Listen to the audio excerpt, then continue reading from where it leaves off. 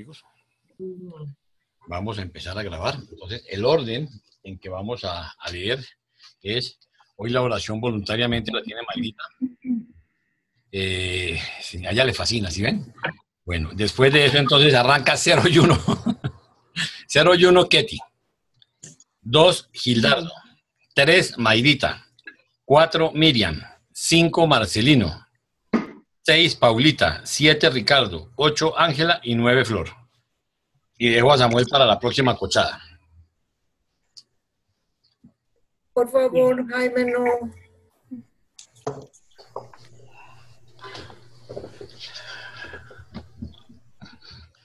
No, Jaime, mira, me he puesto colorada, no. Por eso, no importa. No. Hazte así.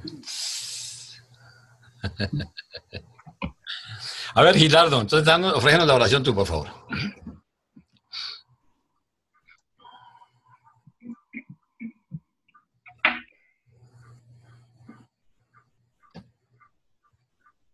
Tienes que conectar el micrófono, Gilardo. Ahora sí. Amadísimo Padre, estamos muy felices de saber lo tanto que nos amas. La verdad, esperamos que lograr hacer siempre tu voluntad, porque nuestra voluntad ha sido que se haga tu voluntad, para así todos los días irnos acercando más a tu presencia. Y te pedimos en nombre del Señor Jesús que todas nuestras búsquedas, todos nuestros proyectos los logremos sacar adelante y que todos los días tengamos más sabiduría para atender las situaciones que se nos presentan y que seamos siempre mucho mejor personas. Que así sea. Amén. Ok, mil gracias, Gilardo. Hola, mi querida Esther. Hola, Jaime. Hola a todos. Un abrazo. Por acá. ¿Cómo estamos? Carolina, bienvenida. Ok. Bueno, entonces arrancamos, Ketty. Hola. Arrancamos.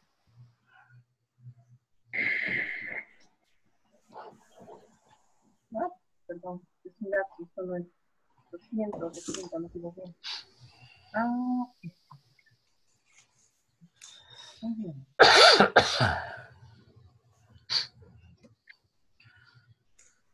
La fiesta de los tabernáculos, documento 162. Cuando Jesús salió hacia Jerusalén con los 10 apóstoles, pensaba pasar por Samaria, que era el camino más corto.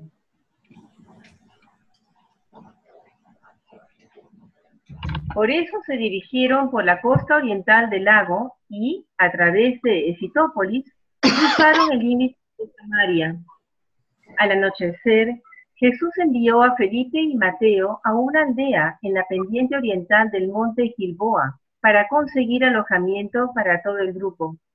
Ocurrió que estos aldeanos tenían graves prejuicios contra los judíos, aún más que la mayoría de los samaritanos, y en este momento estaban particularmente enardecidos debido a que tantos judíos estaban camino a la fiesta de los tabernáculos. Esta gente muy poco sabía sobre Jesús y se negaron a proporcionarle alojamiento, porque él y sus asociados eran judíos. Cuando Mateo y Felipe manifestaron su indignación y observaron que estos samaritanos se negaban a recibir al santo varón de Israel, los aldeanos enfurecidos los echaron de su pequeña ciudad con palos y piedras. Cuando Felipe y Mateo regresaron con sus compañeros e informaron de que los habían echado de la aldea, Santiago y Juan se acercaron a Jesús y dijeron: Maestro, rogamos que nos permita que ordenemos que caiga fuego sobre los de los cielos para arrasar con estos samaritanos insolentes e impenitentes. Pero cuando Jesús oyó estas palabras de venganza, se volvió a los hijos de Zebedeo y los reprochó severamente. Por lo que estáis diciendo, no sabéis la actitud que estáis manifestando. La venganza no tiene cabida en el reino de los cielos. En vez de discutir, encaminémonos a la pequeña aldea junto al vado del Jordán. Así pues, debido a un prejuicio sectario, estos samaritanos se vieron privados del honor de ofrecer hospitalidad al Hijo Creador de un universo.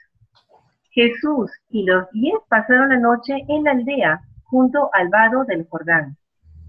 Temprano por la mañana siguiente, cruzaron el río y continuaron camino a Jerusalén por la carretera del este del Jordán, llegando a Betania, tarde por la noche del miércoles. Tomás y Natanael llegaron el viernes porque se habían atrasado debido a sus conversaciones con romanos.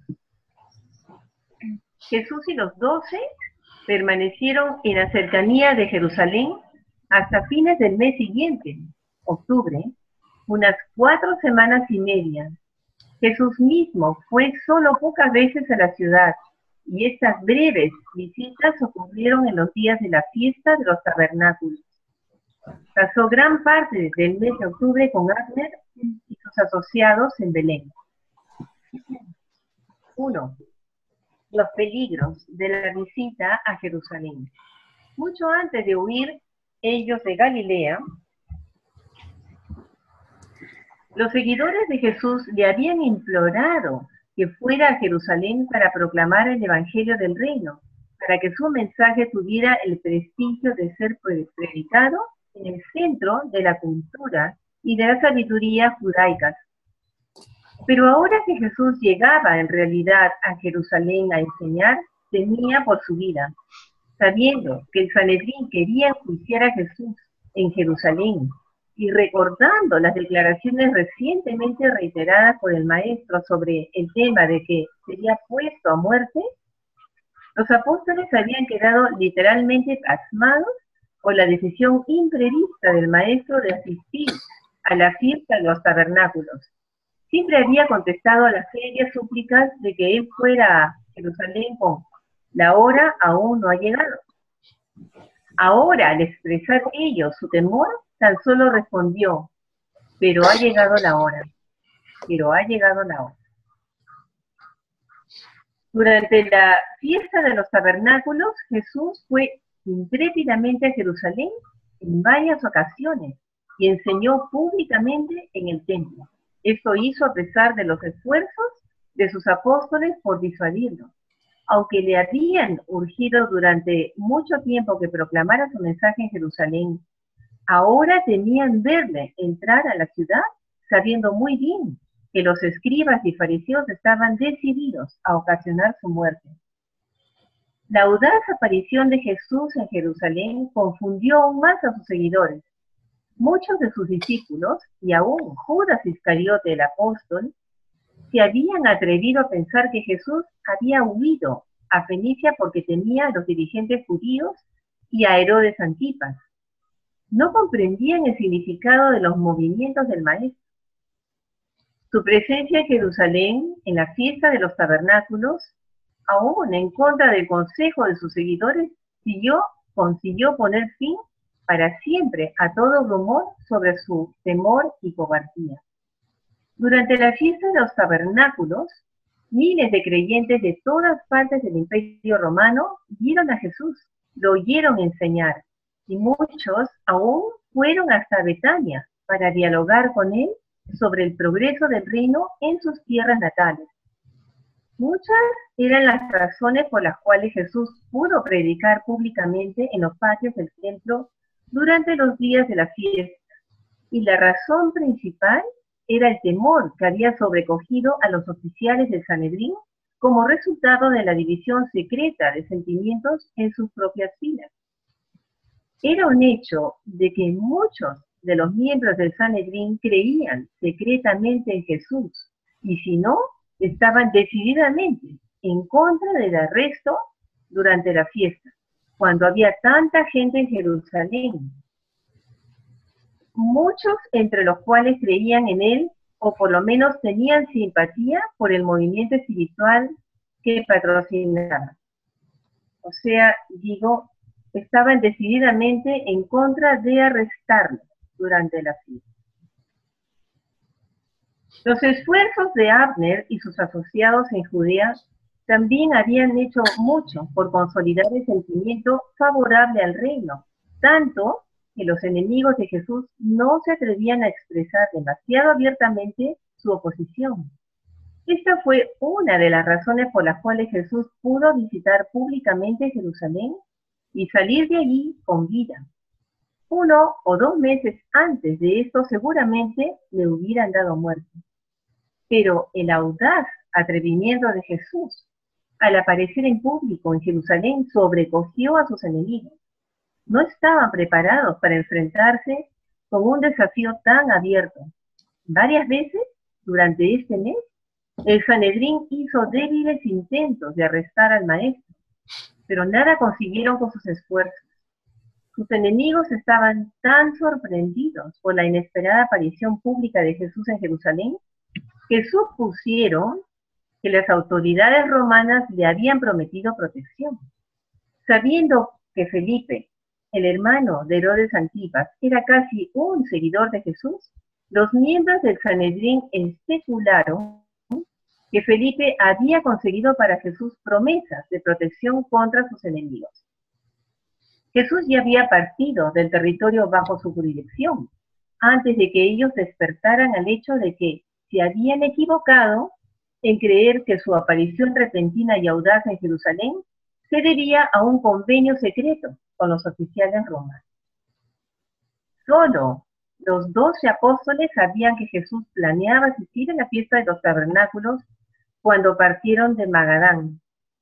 Los demás seguidores del maestro, muchos se sorprendieron cuando apareció en los patios del templo y comenzó a enseñar públicamente.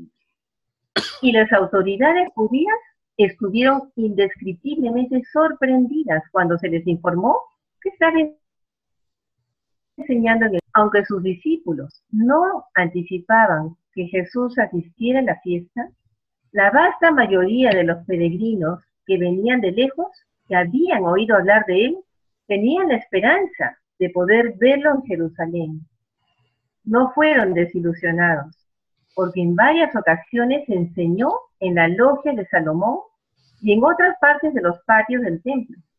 Estas enseñanzas fueron en realidad el anuncio oficial o solemne al pueblo judío y a todo el mundo de la divinidad de Jesús. Las multitudes que escucharon las enseñanzas del maestro se encontraban divididas en sus opiniones.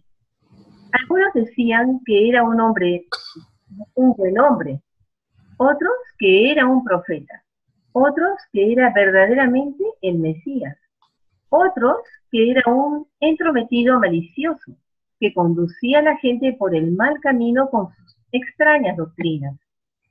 Sus enemigos titubeaban en denunciarlo abiertamente porque temían a sus creyentes, mientras que sus amigos temían reconocerlo abiertamente por temor a los líderes judíos, sabiendo que el Sanedrín estaba decidido a ponerlo a muerte. Pero aún sus enemigos se maravillaron de sus enseñanzas, sabiendo que no había sido instruido en las escuelas rabínicas. Cada vez que iba Jesús a Jerusalén, sus apóstoles vivían aterrorizados. Tenían tanto más miedo, puesto que día tras día escuchaban sus declaraciones cada vez más audaces sobre la naturaleza de su misión en la tierra. No estaban acostumbrados a escuchar a Jesús hacer declaraciones tan positivas y afirmaciones tan sorprendentes, aun cuando predicaba entre sus amigos. Gracias. Bien, gracias, Ketty. Puedes dejar de compartir y continúa, Gildardo.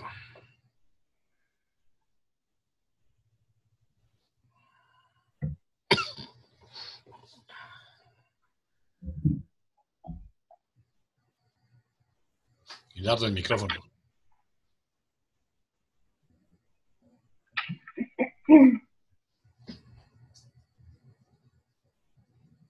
Gildardo, el micrófono.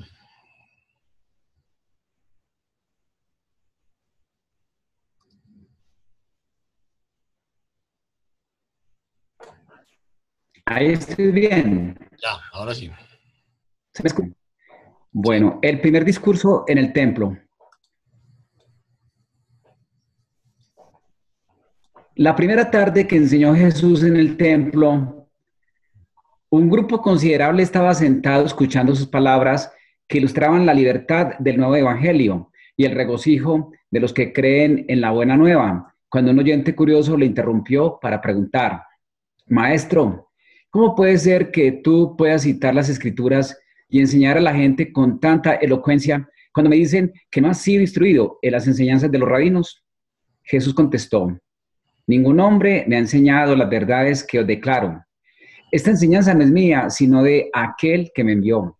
Todo hombre que desee realmente hacer la voluntad de mi Padre, verdaderamente sabrá de mi enseñanza, si es la de Dios o bien si hablo por mi propia cuenta. El que habla por sí mismo busca su propia gloria, pero cuando yo declaro las palabras del Padre, busco la gloria de aquel que me envió. Pero antes de que intentéis entrar a la nueva luz, ¿no debéis acaso seguir la luz que ya tenéis? Moisés os dio la ley. Sin embargo, ¿cuántos entre vosotros buscáis honestamente satisfacer sus exigencias? Moisés os manda en esta ley: no matarás. A pesar de este mandato, algunos entre vosotros queréis matar al Hijo del Hombre. Cuando la multitud escuchó estas palabras, empezaron a arguir entre ellos. Algunos dijeron que estaba loco, otros que tenía un diablo.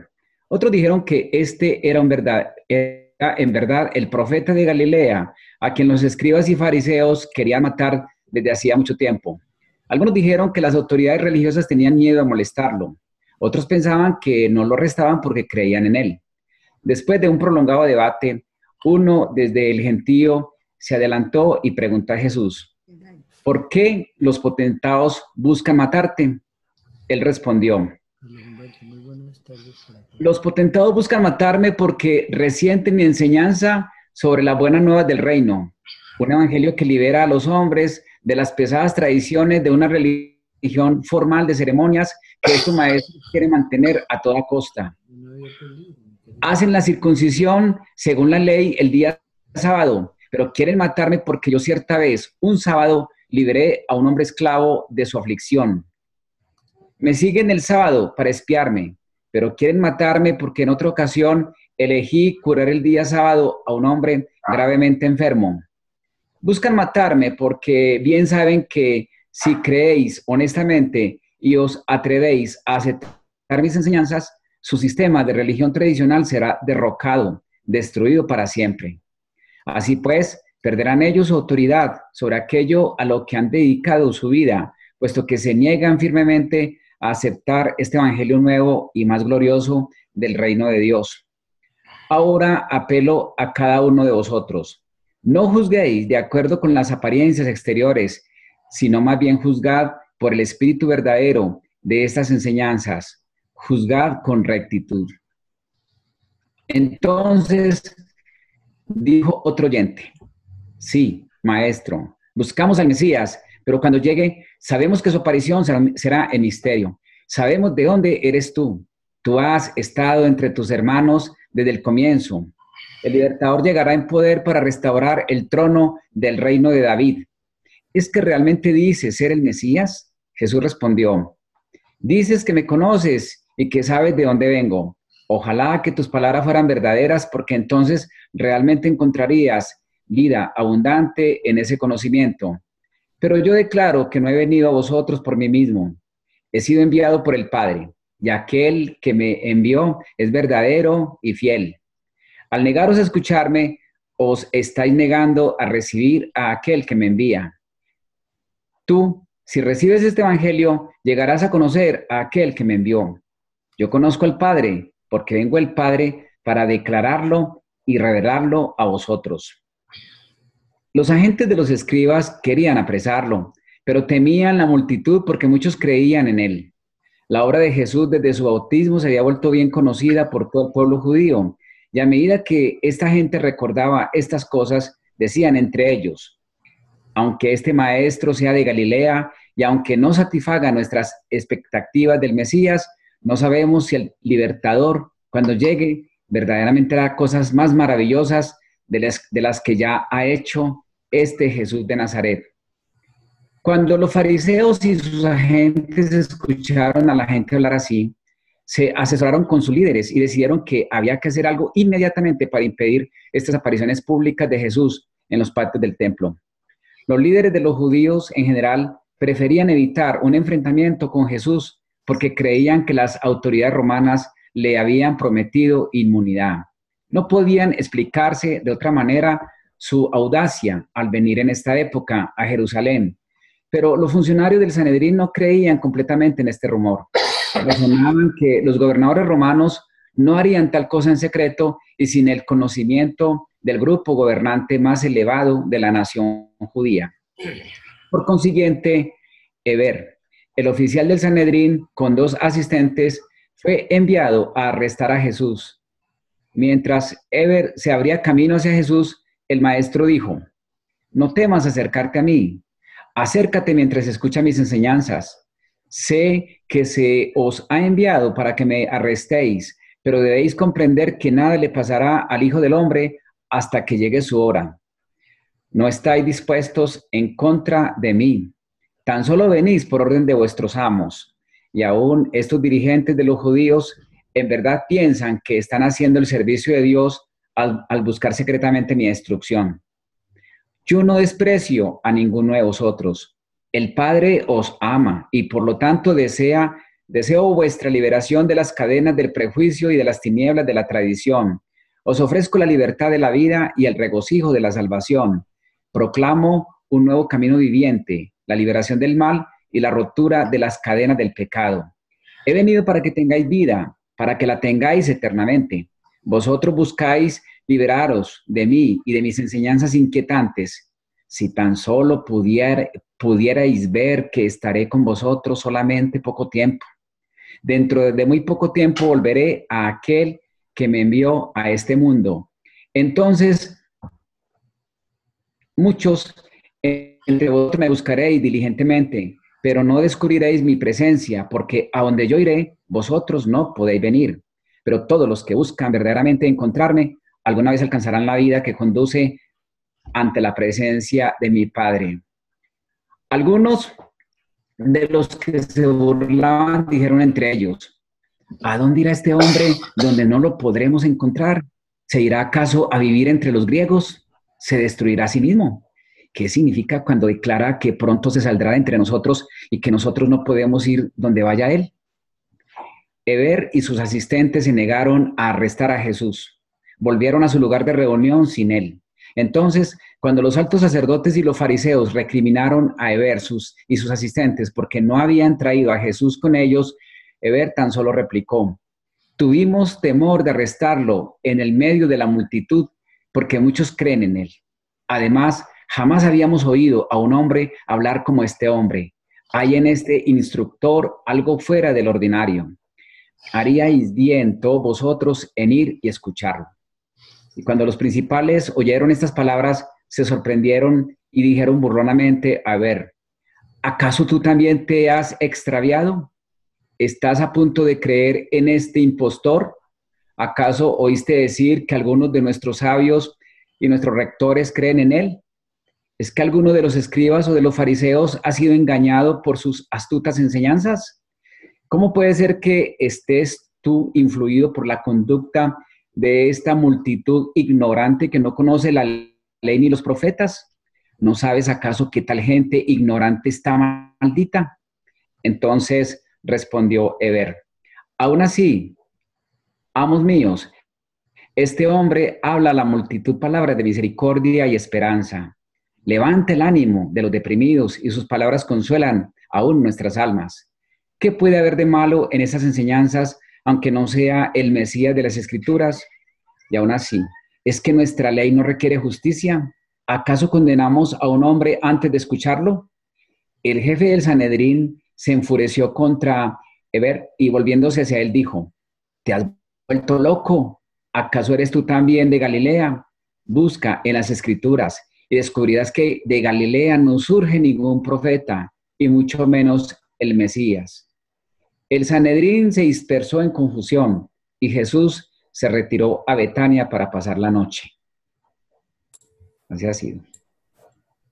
Listo, mil gracias. Puedes dejar de compartir y continúa Mayrita.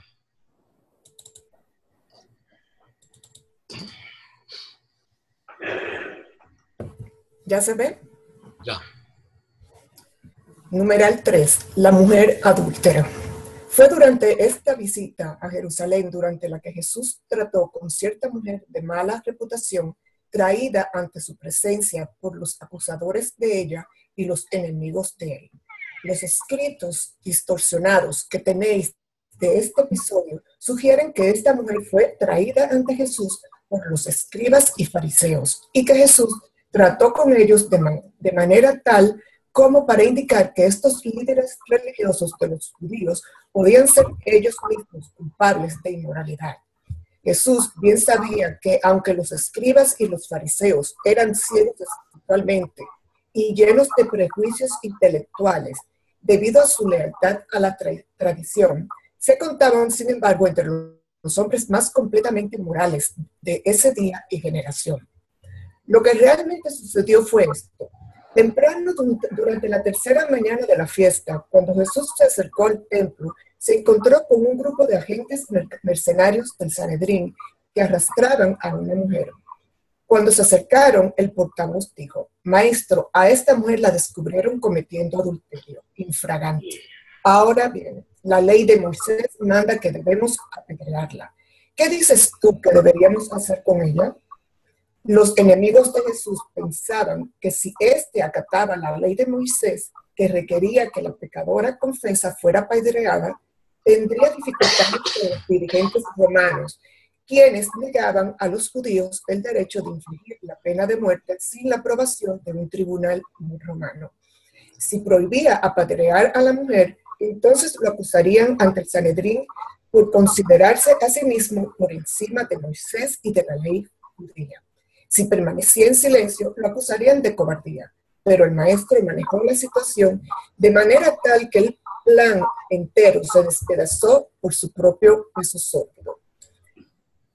Esta mujer, que alguna ocasión fue hermosa, era la esposa de un ciudadano de clase baja de Nazaret, un hombre que había creado problemas para Jesús durante toda su juventud. El hombre, habiéndose casado con esta mujer, la forzó descaradamente a que se ganara la vida haciendo comercio de su cuerpo. Había traído a su esposa a la fiesta de Jerusalén para que prostituyera sus encantos físicos por dinero.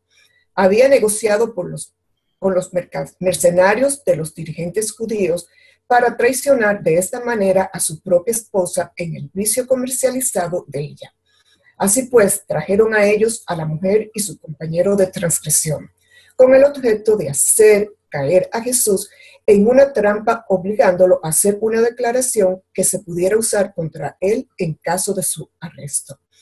Jesús, paseando la mirada sobre el gentío, vio al marido parado detrás de los demás. Sabía qué tipo de hombre era él y percibió que formaba parte de esta transacción vergonzosa. Jesús caminó alrededor de la multitud para acercarse al sitio donde se encontraba parado este marido degenerado y escribió unas pocas palabras sobre la arena que motivaron su apresurada partida. Luego volvió ante la mujer y nuevamente escribió en la tierra para beneficio de sus supuestos acusadores. Y cuando ellos leyeron sus palabras, también se alejaron uno por uno. Cuando el maestro escribió por tercera vez en la arena, el compañero malvado de la mujer también se alejó, de manera que cuando el maestro se incorporó del suelo, después de escribir, contempló a la mujer sola, parada frente a él. Jesús dijo: Mujer, ¿a dónde están tus acusadores? ¿Es que no ha quedado nadie para apedrearte? La mujer, levantando la mirada, respondió: Nadie, Señor. Entonces dijo: Yo sé de ti y no te condeno. Vete en paz. Y esta mujer, hidalga, abandonó a su malvado marido y se unió a los discípulos del reino. Ok, ahorita puedes dejar de compartir y continúa Miriam.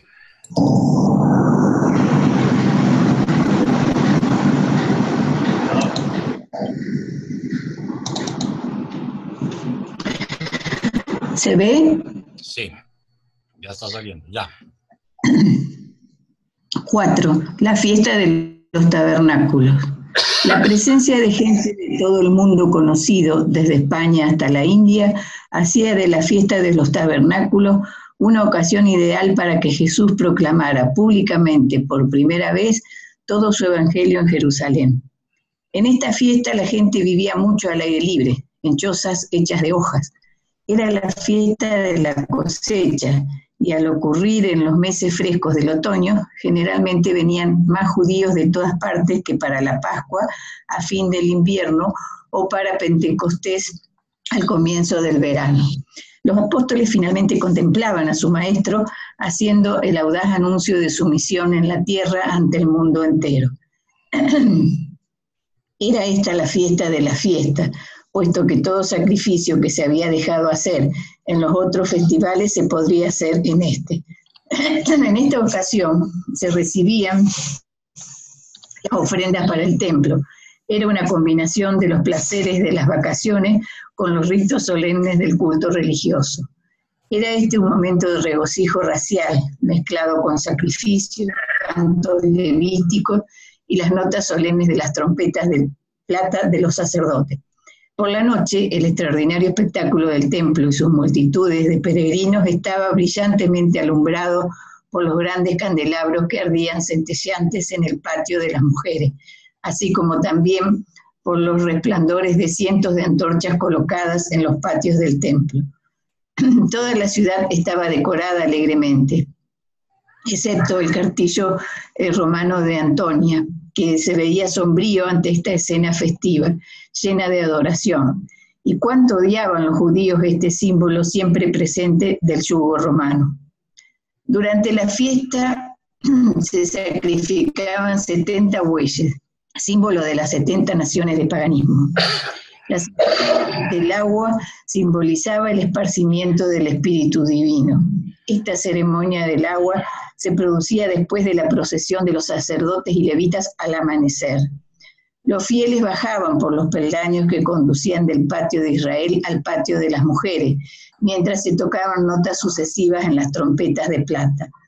Luego, los fieles marchaban hasta el hermoso portón, que se abría al patio de los gentiles. Aquí se volvían para mirar al oeste, repetir sus cantos y continuar la procesión del agua simbólica. El último día de la fiesta oficiaban casi 450 sacerdotes con un número correspondiente de levitas. Al amanecer se reunían los peregrinos de todas las partes de la ciudad, cada cual llevando en la mano derecha un manojo de ramas de mirto, sauce y palma, mientras que en la mano izquierda llevaban una rama de manzana del paraíso, la sidra o la fruta prohibida. Estos peregrinos se dividían en 3 grupos para esta ceremonia matutina. Un grupo permanecía en el templo para asistir a los sacrificios matutinos. Otro bajaba en procesión de Jerusalén hasta cerca de Masa para cortar las ramas de sauce destinadas a adornar el altar del sacrificio, mientras que el tercer grupo formaba una procesión para marchar desde el templo siguiendo al sacerdote con el agua, quien, al son de las trompetas de plata, llevaba la jarra de oro que contenía el agua simbólica, saliendo por Ofel hasta cerca de Siloé, donde se encontraba el portón de la fuente. Una vez que se había llenado la jarra de oro en el estanque de Siloé, la procesión marchaba de vuelta al templo, entrando por el portón del agua y dirigiéndose directamente al patio de los sacerdotes, donde el sacerdote que llevaba la jarra de agua se unía al sacerdote que llevaba el vino para la ofrenda de bebida.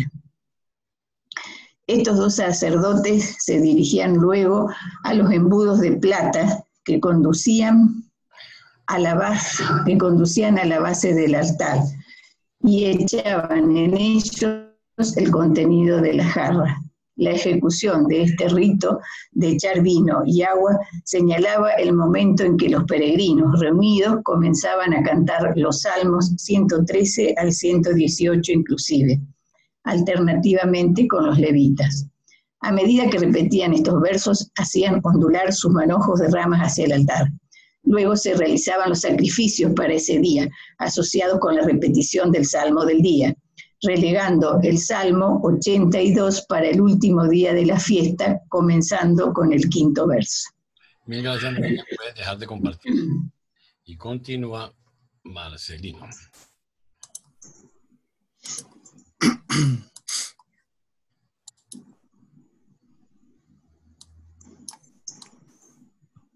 ¿Se lo ven?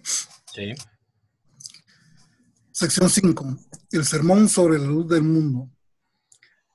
Por la noche del penúltimo día de la fiesta, cuando se encontraba la escena brillantemente iluminada por las luces de los candelabros y de las antorchas, Jesús se paró en el medio de la multitud reunida y dijo: Yo soy la luz del mundo.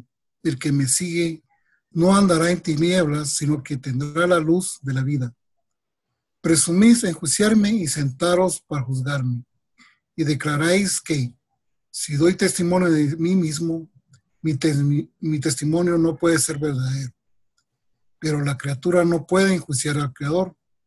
Aunque doy testimonio de mí mismo, no es eternamente verdadero, porque sé de dónde vine, quién soy y a dónde voy. Vosotros, que queréis matar al Hijo del Hombre, no sabéis de dónde vine, quién soy ni a dónde voy. Vosotros juzgáis solo por las apariencias de la carne. No percibís la realidad del Espíritu. Yo no juzgo a ningún hombre, ni siquiera a mi archienemigo. Pero si decidiera juzgar, mi juicio sería verdadero y recto, porque yo no juzgaría solo, sino con mi Padre que me envió al mundo y que es la fuente de todo juicio verdadero. Aún vosotros decís que se puede aceptar el testimonio de 2 personas confiables. Pues bien, yo atestiguo estas verdades, y también lo hace mi Padre en el cielo. Y cuando ayer yo os dije esto mismo, en vuestras tinieblas me preguntasteis: ¿dónde está tu Padre? En verdad, no me conocéis a mí ni a mi Padre, porque si me conocerías a mí, también conocerías a mi Padre. Ya os he dicho que yo partiré y que me buscaréis, pero no me encontraréis, porque a donde yo voy, vosotros no podéis venir. Vosotros, los que rechazáis esta luz, sois de lo bajo, yo soy de lo alto. Vosotros, los que preferís sentaros en las tinieblas, sois de este mundo. Yo no soy de este mundo y vivo en la luz eterna del Padre de las luces. Ya habéis tenido abundantes oportunidades para aprender quién soy, pero tendréis aún otra prueba que confirma la identidad del Hijo del Hombre. Yo soy la luz de la vida, y todo aquel que rechace deliberadamente y a sabiendas esta luz salvadora morirá en sus pecados. Mucho tengo que deciros, pero sois incapaces de recibir mis palabras. Sin embargo, aquel que me envió es verdadero y fiel. Mi Padre ama aún a sus hijos descarriados, y todo lo que mi Padre ha hablado, yo también proclamo al mundo. Cuando el Hijo del Hombre sea elevado, entonces conoceréis que yo soy Él, y que no he hecho nada ni por mí mismo, sino según me enseñó el Padre. Hablo estas palabras para vosotros y para vuestros hijos. Aquel que me envió aún ahora está conmigo. No me ha dejado solo, porque yo hago siempre lo que a Él le agrada. Al enseñar así Jesús a los peregrinos en los patios del templo, muchos creyeron, y ningún hombre se atrevió a arrestarlo. Gracias. Gracias, Marcelino. Puedes dejar de compartir y continúa Paulita y después Ricardo.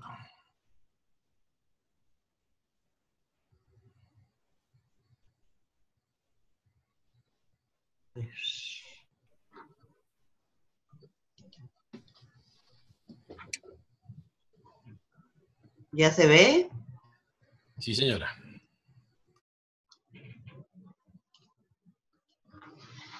El discurso sobre el agua de la vida.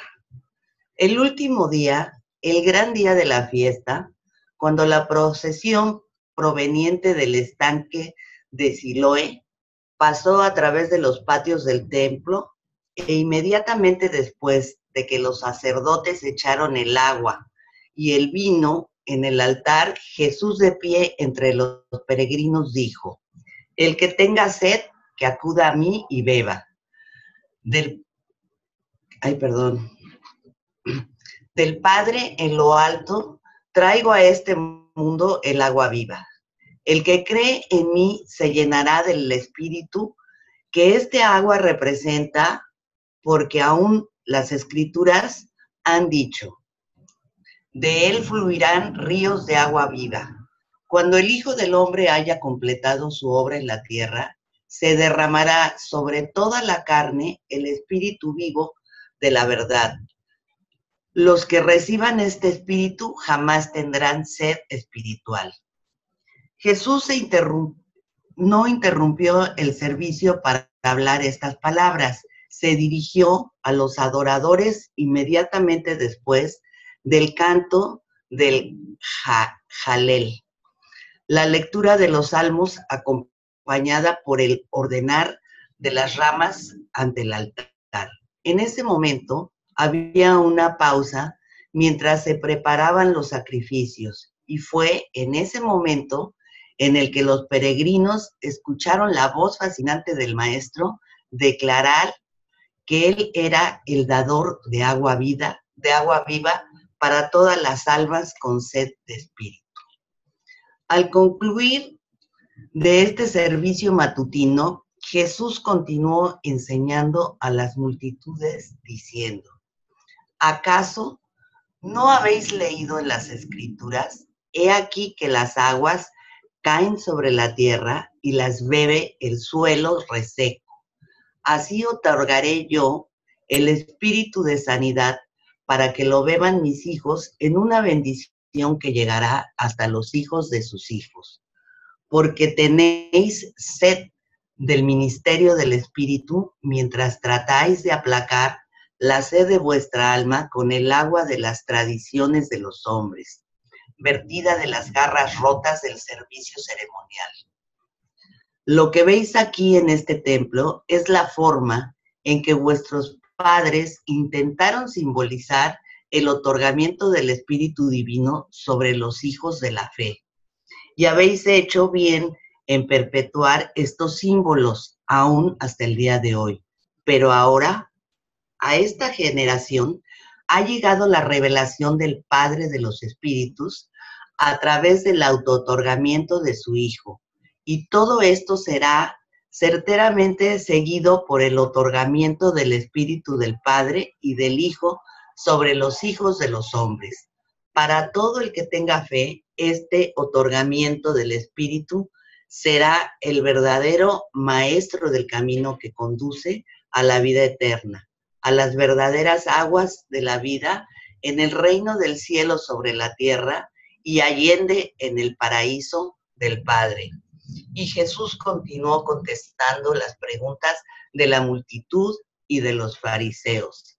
Algunos lo consideraban un profeta, otros creían que él era el Mesías, y aún otros decían que no podía ser el Cristo, puesto que venía de Galilea, y que el Mesías debía restaurar el trono de David, pero aún así no se atrevieron a arrestarlo.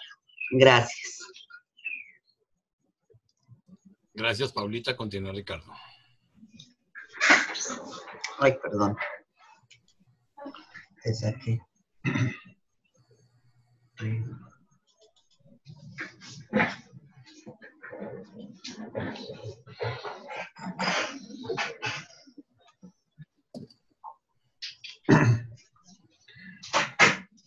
Siete.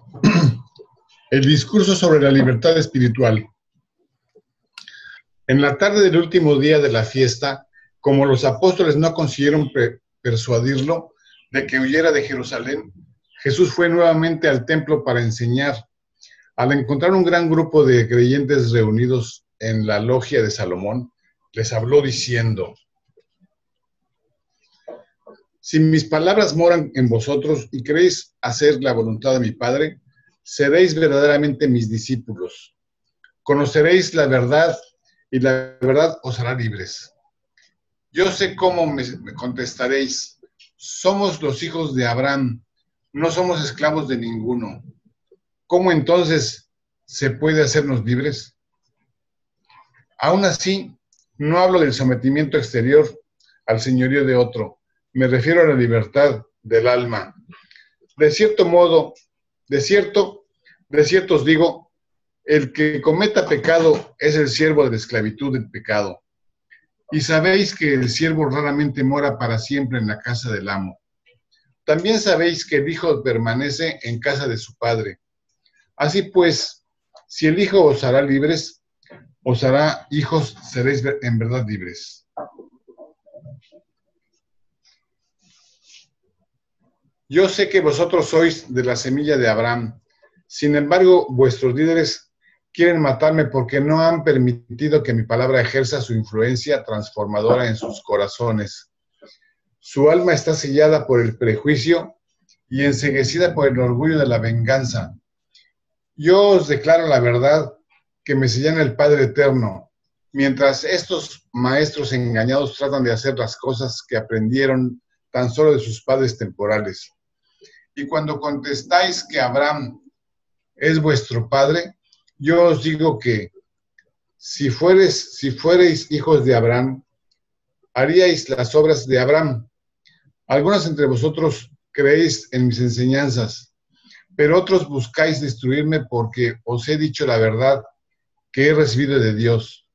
Pero Abraham no trató así la verdad de Dios. Percibo que algunos entre vosotros estáis decididos a hacer las obras del diablo. Si Dios fuera vuestro Padre, me conoceríais y amaríais la verdad que os revelo. ¿Es que no veis que he venido del Padre, que he sido enviado por Dios, que no estoy haciendo esta obra por mí mismo? ¿Por qué no comprendéis mis palabras? ¿Es acaso porque habéis elegido haceros hijos del mal? Si sois los hijos de las tinieblas, no podréis caminar en la luz de la verdad que os revelo. Los hijos del mal solo siguen los caminos de su padre, quien fue un impostor y no defendió la verdad porque no llegó a haber verdad en él. Pero ahora viene el Hijo del Hombre, que habla y vive la verdad, y muchos entre vosotros os negáis a creer.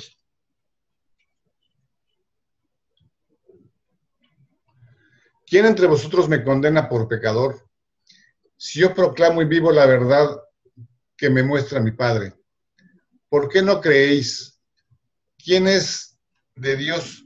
Quien es de Dios escucha con regocijo las palabras de Dios. Por esta causa muchos entre vosotros no oís mis palabras porque no sois de Dios. Vuestros maestros aún tuvieron la presunción de decir que yo hago mis obras por el poder del príncipe de los demonios. 1. Aquí cerca acaba de decir que yo tengo un demonio, que soy hijo del diablo, pero todos los que entre vosotros os ocupáis honestamente de vuestra propia alma, sabéis muy bien que yo no soy un diablo. Sabéis que honro al Padre, aunque mientras tanto vosotros me deshonráis. No busco mi propia gloria, sino tan solo la gloria de mi Padre en el paraíso. Yo no os juzgo porque hay uno que juzga en mí. De cierto os digo a vosotros lo que creéis en el Evangelio. Ahora, en el Evangelio, que si el hombre mantiene esta palabra de verdad viva en su corazón, no saboreará jamás la muerte. Ahora pues, aquí a mi lado dice un escriba que esta declaración prueba que tengo un diablo, puesto que Abraham está muerto, y que también los profetas. Y él pregunta, ¿es que tú eres tanto más importante que Abraham y que los profetas, que te atreves a pararte aquí y decir que el que crea en tu palabra no saboreará la muerte? ¿Quién dices tú que eres para atreverte a pronunciar tales blasfemias?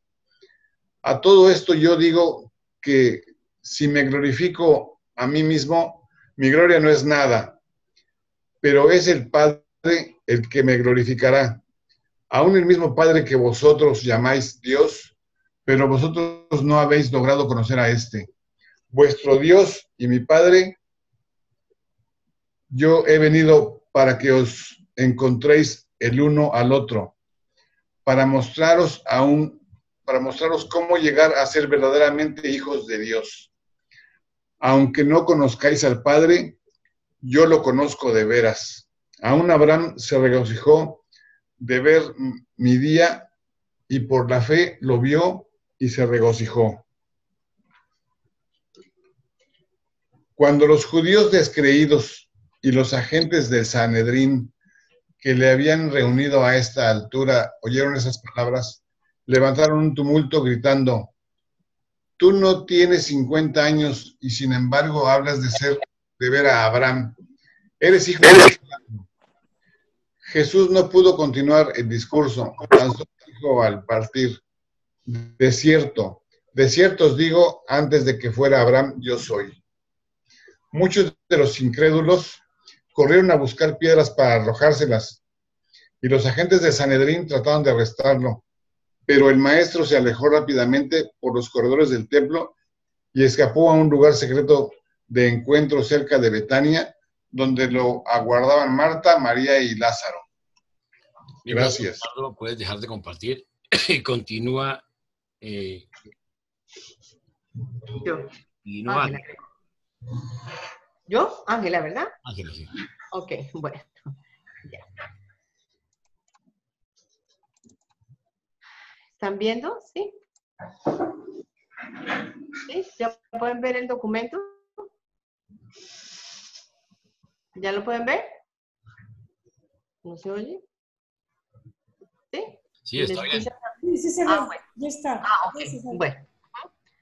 8. La visita con Marta y María. Se había dispuesto que Jesús se alojara con Lázaro y sus hermanas en la casa de un amigo, mientras los apóstoles se dispersaban aquí y allá en pequeños grupos, habiéndose tomado estas precauciones porque las autoridades judías estaban nuevamente planeando en forma audaz arrestarlo. Por muchos años había sido costumbre de estos tres abandonar toda tarea para escuchar las enseñanzas de Jesús cada vez que él los visitaba.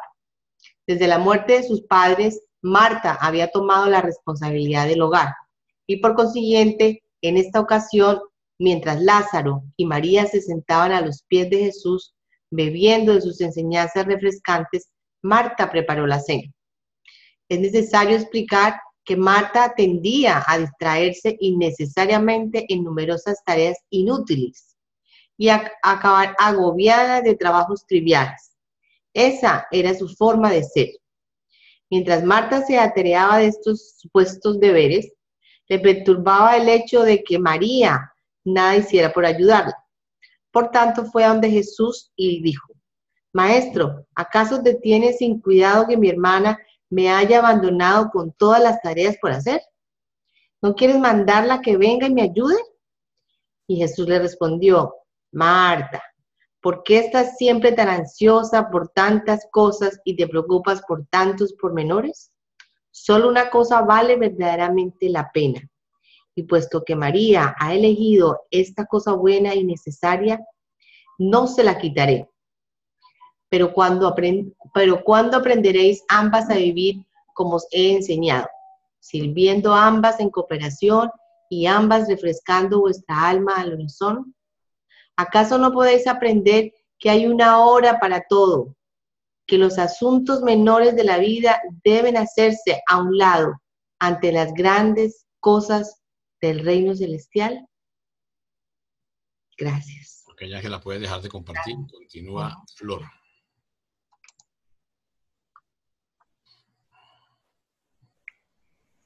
Cierto.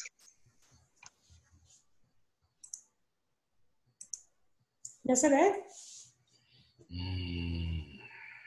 Me dicen cuando se ve. Ya. Ya. Ok. 9. En Belén con Abner. Durante la semana que siguió a la fiesta de los tabernáculos, Decenas de creyentes se reunieron en Betania y recibieron instrucciones de los 12 apóstoles. El Sanedrín no hizo esfuerzo alguno por alborotar estas reuniones, puesto que Jesús no estaba presente.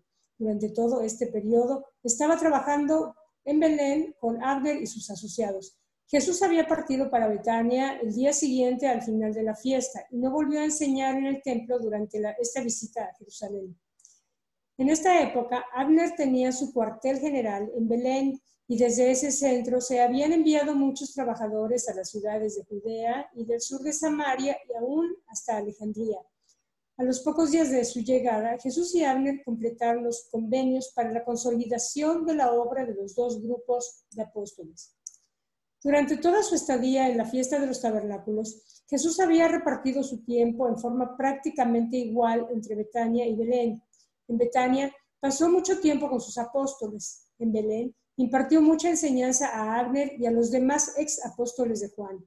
Este contacto íntimo fue lo que finalmente los condujo a creer en él. Estos ex apóstoles de Juan el Bautista estuvieron influidos por el coraje que él mostró en sus enseñanzas públicas en Jerusalén, así como también por la compasiva comprensión que mostraba en sus enseñanzas privadas en Belén. Todas estas influencias ganaron final y plenamente a cada uno de los asociados de Abner a una aceptación plenamente sincera del reino y de todo lo que esto implicaba. Antes de partir por última vez de Belén, el maestro dispuso que ellos se reunieran con él en un esfuerzo unido que precedería el fin de su carrera terrenal en la carne. Se acordó que Abner y sus asociados se reunirían con Jesús y los 12 en el parque de Magadán en un futuro cercano. De acuerdo con este convenio, a principios de noviembre, Abner y sus 11 apóstoles se reunieron con Jesús y los 12 y trabajaron con ellos como una sola organización hasta el momento mismo de la crucifixión. Hacia fines de octubre, Jesús y los 12 se retiraron de la cercanía inmediata de Jerusalén. El domingo 30 de octubre, Jesús y sus asociados partieron de la ciudad de Efraín, donde Jesús había estado descansando en reclusión por unos días y dirigiéndose por la carretera oeste del Jordán directamente al parque de Magadán, llegaron ahí en las últimas horas de la tarde del miércoles 2 de noviembre. Los apóstoles estaban muy aliviados porque nuevamente se encontraba el maestro en terreno amistoso. Ya nunca más le pidieron que fuera a Jerusalén para proclamar el evangelio del reino. Mil gracias, Flor. Puedes dejar de compartir. Ok, antes de continuar, les tengo una mala noticia. Sí, se nos murió Kira el sábado. Le dio un infarto a la perrita y Claudia estaba traumatizada. Tal que andamos. ¿La perrita de nueva? Sí, la nueva, la chiquita. ¿Qué pasó? Ay, Tenía un problema cardíaco y se le fue acentuando y los 2 días últimos estuvo deprimida y le dio un infarto y quedó como un pollito. Pobrecita. ay, Jaime. Claudia, porque Claudia se quedó acompañándola todo el sábado y se le murió en los brazos. Ay, Pero bueno, después de esa noticia, la lectura del Con lo doloroso que es eso. Sí, lo ¿Puedo hacer sentimos. una pregunta? ¿Puedo Sí. hacer una pregunta? Claro. Mira, y con respecto a esa mujer que iban a apedrear, en la Biblia, y a mí me han hecho leer varias veces, que Jesús decía, el que esté libre de culpa, que tire la primera piedra. Pero eso no sé, no lo hemos leído acá en el libro. Mi amor, la verdad puede ser, puede no ser. Si es, no es. No es relevante, claro, no es relevante. No es tampoco, porque finalmente lo que se trata es la actitud de Jesús frente a ella. Sí. Más que lo que dijo o no dijo. ¿Sí? Acuérdate que sobre todo eso hay mitos y especulaciones. Quiero quedarme con lo que tenemos. Pero bueno. Bueno. Documento 163. 0 y 1 lee Samuel, 2 Esther, 3 Rita, 4 Carlotica, 5 Carolina, 6 Osvaldo y 7 Carmencita. Jaime, una cosita. Yo leo, pero Carmencita tiene que retirarse un momento. Listo, entonces lee en lugar de Carmencita Hugo. Hugo termina entonces con la 7. Gracias.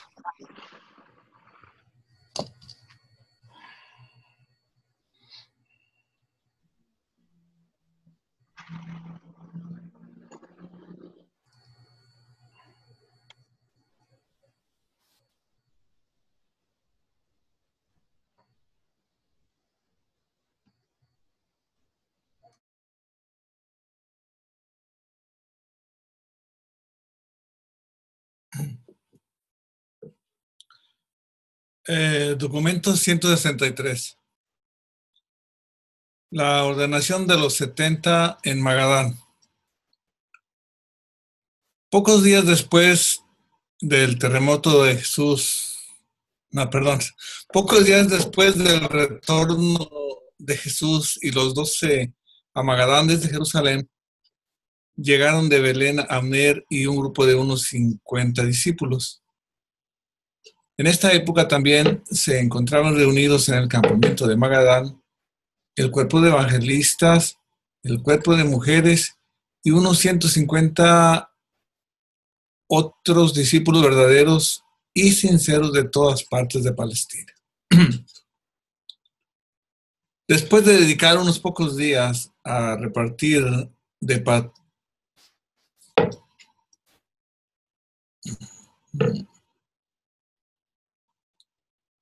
con sus seguidores y a la reorganización del campamento, Jesús y los 12 dieron comienzo a un curso de capacitación extensiva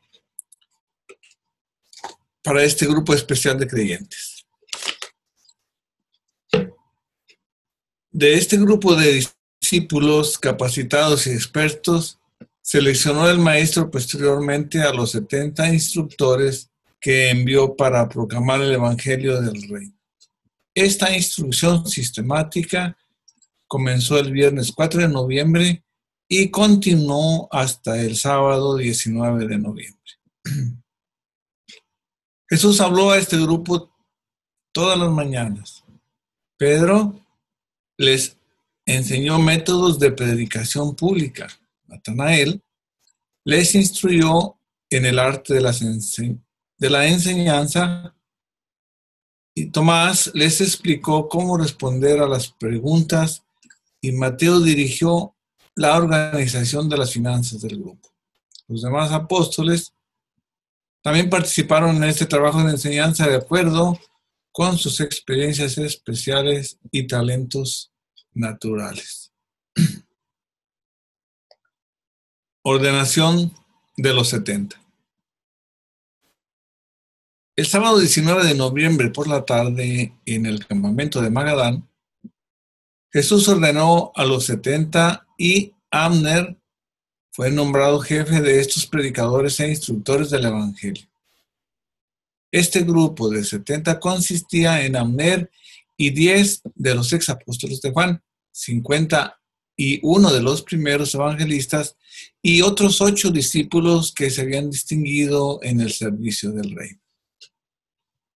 Alrededor de las 2 de la tarde de este sábado, entre chaparrones de lluvia, un grupo de creyentes aumentado por la llegada de David y de la mayoría de sus mensajeros, llegando a más de 400 personas, se reunió junto a la orilla del lago de Galilea para presenciar la ordenación de los 70. Antes de poner Jesús sus manos sobre la cabeza de cada uno de los 70 para nombrar los mensajeros del Evangelio, al dirigirles la palabra, les dijo: la cosecha es verdaderamente abundante, pero los labradores son pocos. Por eso, os exhorto a todos que oréis para que el Señor de la cosecha envíe aún más labradores a su cosecha. Estoy a punto de nombrar los mensajeros del reino. Estoy a punto de enviarlos a judíos y gentiles como corderos entre los lobos. Cuando vayáis por vuestro camino, de 2 en 2, os instruyo que no llevéis ni bolsa ni indumentos extra, porque salís en esta primera misión por una corta temporada. No os saludéis a ningún hombre por el camino. Ocupaos solo de vuestra tarea. Cuando quiera que os alojéis en un hogar, decid primero: que la paz sea con vosotros en este hogar. Si los que en él moran aman la paz, allí moraréis. Si no, partiréis. Cuando hayáis seleccionado esta casa, permaneced allí durante vuestra estadía en esa ciudad, comiendo y bebiendo lo que os sirvan. Esto lo haréis porque el obrero tiene derecho a su sustento. No os trasladéis de casa en casa porque os ofrezcan mejor alojamiento. Recordad, al salir para proclamar paz sobre la tierra y buena voluntad entre los hombres, debéis luchar con enemigos amargados e insidiosos. Por eso, sed tan sabios como serpientes y tan inocuos como palomas. Donde quiera que vayas, predicad diciendo, el reino del cielo está cerca, y ministrad a todos los que puedan estar enfermos de mente o de cuerpo. Habéis recibido generosamente de las buenas cosas del reino. Dad pues generosamente. Si el pueblo de una ciudad os recibe, encontrarán abundante entrada al reino del Padre. Pero aun si el pueblo de una ciudad se niega a recibir este evangelio, proclamaréis vuestro mensaje al abandonar esta comunidad descreída, diciendo, mientras os alejéis a los que rechazan vuestra enseñanza. A pesar de que vosotros rechazáis la verdad, el reino de Dios ha estado cerca de vosotros. El que os oye a vosotros, me oye a mí. Y el que me oye a mí, oye a aquel que me envió. El que rechaza vuestro mensaje del evangelio, me rechaza a mí. Y el que me rechaza a mí, rechaza a aquel que me envió. Después de hablar Jesús hacía a los 70 mientras se arrodillaban en un círculo a su alrededor, puso sus manos sobre la cabeza de cada uno de los hombres, comenzando con Abner. Al día siguiente, temprano por la mañana, Abner envió a los 70 mensajeros a todas las ciudades de Galilea, Samaria y Judea. Y estas 35 parejas salieron predicando y enseñando por unas 6 semanas, retornando todos ellos al nuevo campamento cerca de Perea, en Perea, el viernes 30 de diciembre. Mil gracias, Samuel. Quisiera resaltar aquí de nuevo cómo el Señor los mandaba en parejas. Miren ustedes la importancia de que nosotros manejemos las enseñanzas en parejas. ¿Por qué? Porque tenemos el apoyo en conocimiento, en el espíritu, en atención cuando se comete un error, ¿sí? Uno le puede ir la luz y decir una barbaridad y el otro está dando cuenta y hace la corrección. Entonces, les recomiendo que pongamos eso en práctica. Bueno, continúa Esther.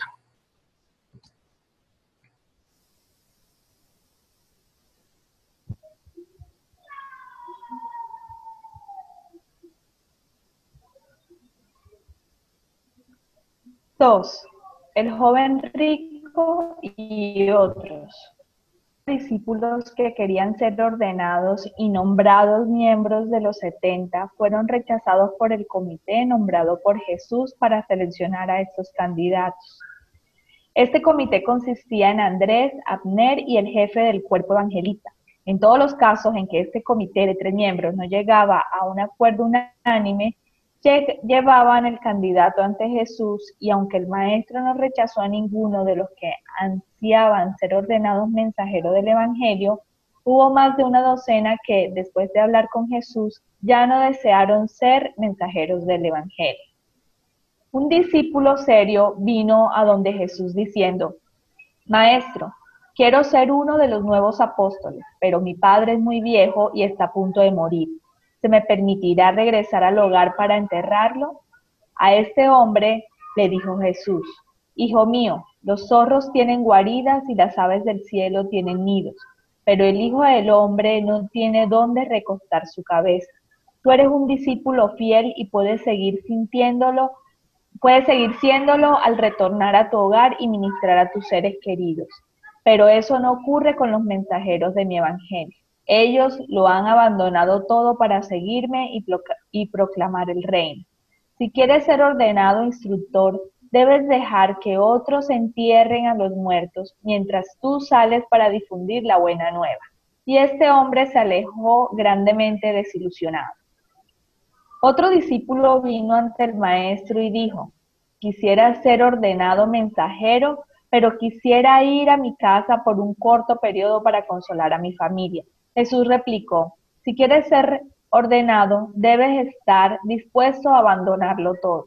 Los mensajeros del Evangelio no pueden tener afectos divididos. Ningún hombre que habiendo puesto la mano en el arado se vuelve atrás.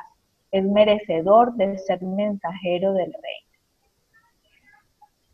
Entonces trajo Andrés ante Jesús a cierto joven rico que era un creyente devoto y que deseaba recibir la ordenación.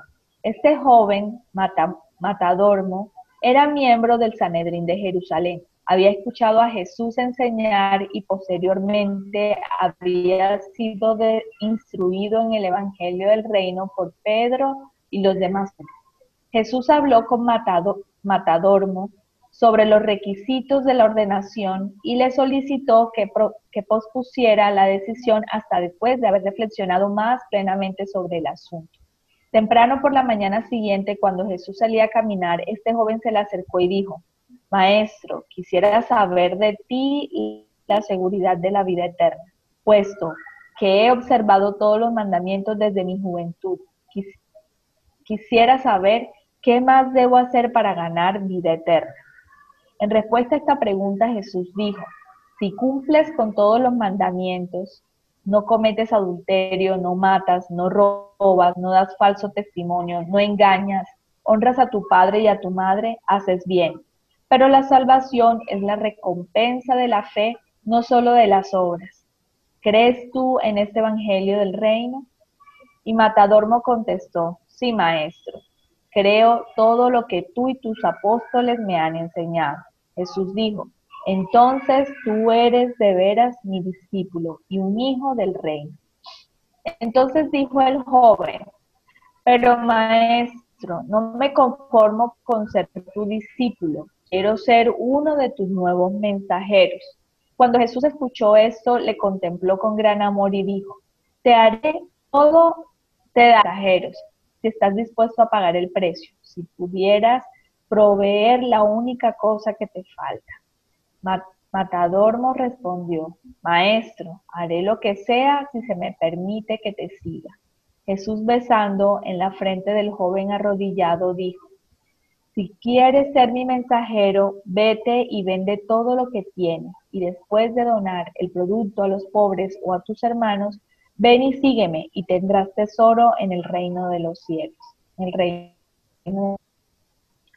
Cuando Matadormo oyó estas palabras, su rostro se alteró, se levantó y se alejó apenado, porque tenía grandes posesiones.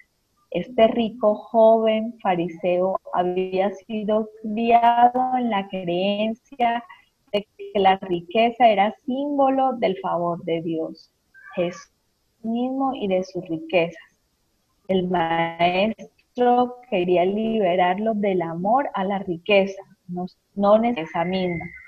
Aunque los discípulos de Jesús no abandonaban sus bienes mundanos, los apóstoles y los 70 sí lo hacían.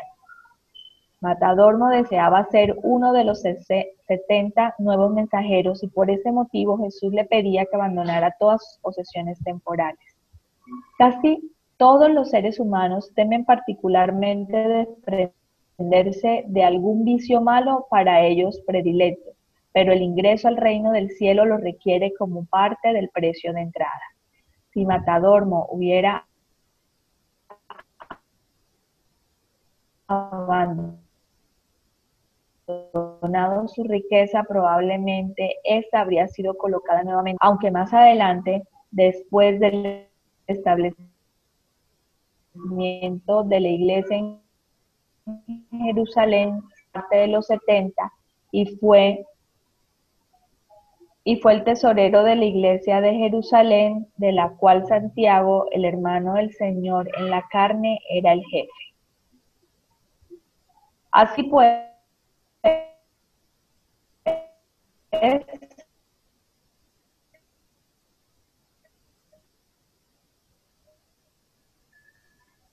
Siempre fue y por decisión. La riqueza del mundo espiritual no obligan al hombre, le permiten opción. Jesús preveía que Matadormo, con sus riquezas, no podía de ninguna manera ser ordenado en asociación de hombres que lo habían abandonado todo por el Evangelio. Al mismo tiempo, veía que sin sus riquezas podía ser el líder máximo de todos ellos. Pero como los propios hermanos de Jesús, nunca fue importante en el reino porque se privó de esa asociación íntima y personal con el Maestro, lo cual sí podría haber sido su experiencia si hubiera estado dispuesto en ese momento a hacer lo que Jesús le pedía y que varios años después en efecto hizo.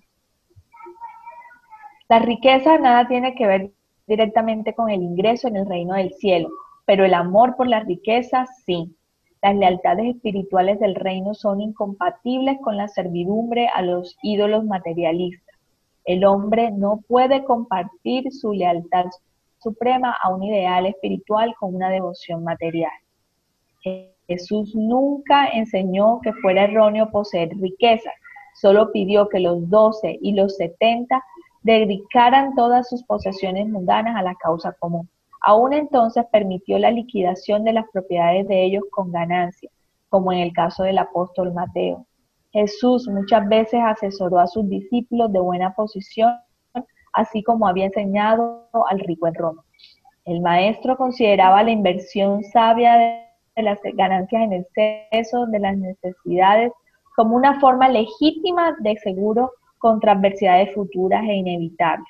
Cuando el tesoro apostólico estaba lleno, Judas puso fondos en depósitos para ser usados posteriormente, cuando sufrieran necesidades debido a la disminución de los ingresos.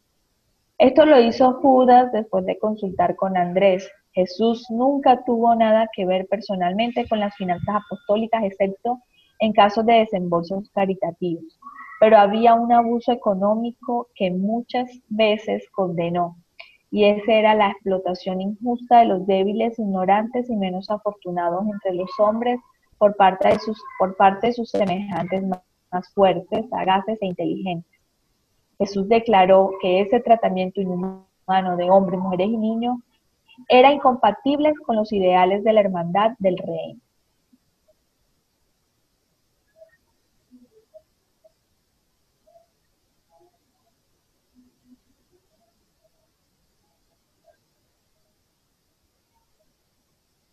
Gracias, Esther. Continúa Rita.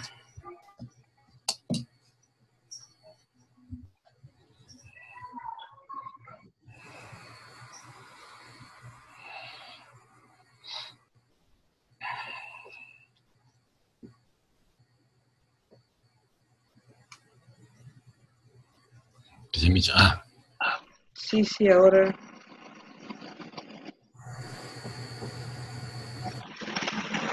¿Ya se ve? Ya está saliendo.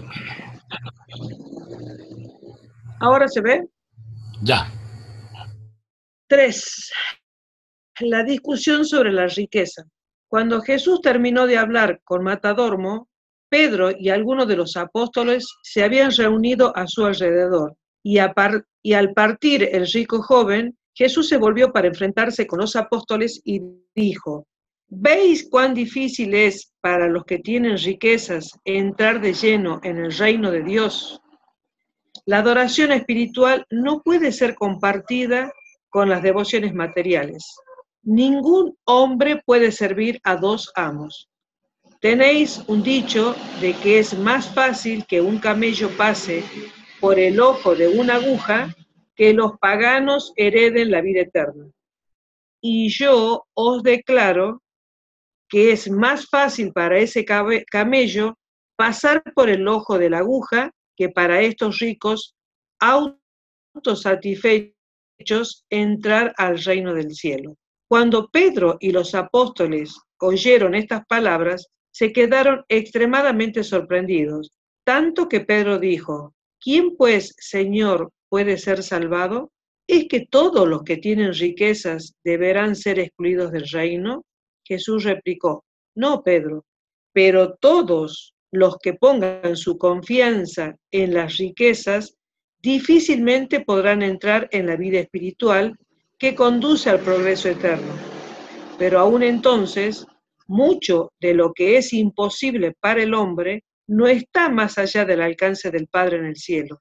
Más bien, deberíamos reconocer que con Dios todo es posible. Cada cual se fue por su lado y Jesús lamentó que Matadormo no permaneciera con ellos porque lo amaba grandemente.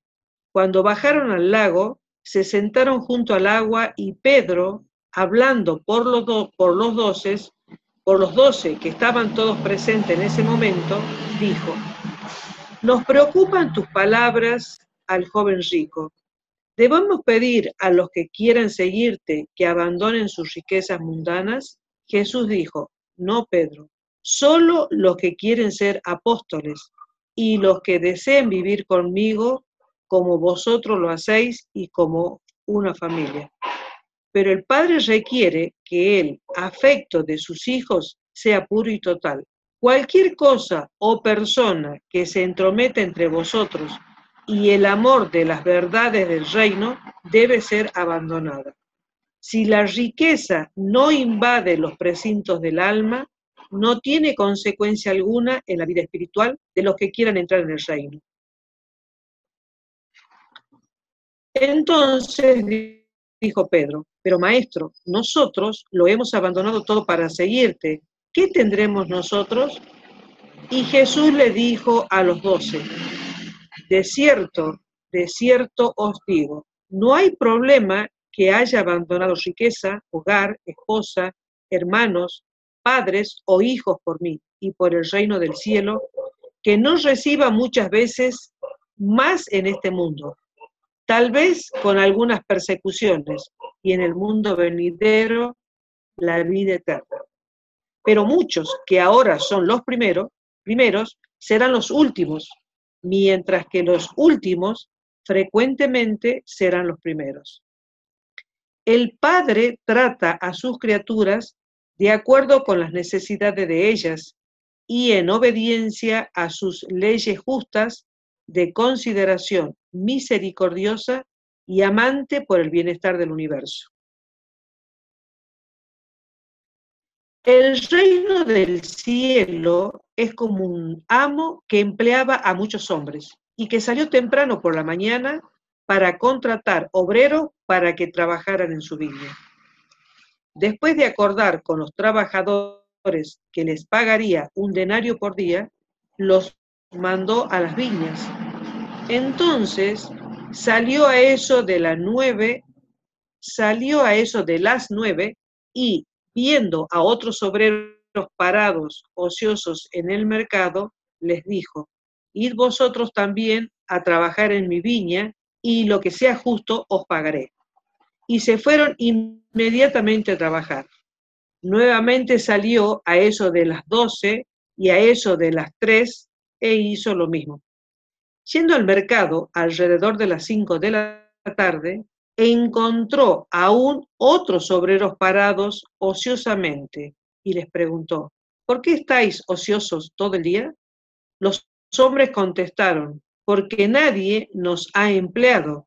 Entonces dijo el amo: «Id vosotros también a trabajar en mi viña, y lo que sea justo os pagaré». Cuando llegó la noche,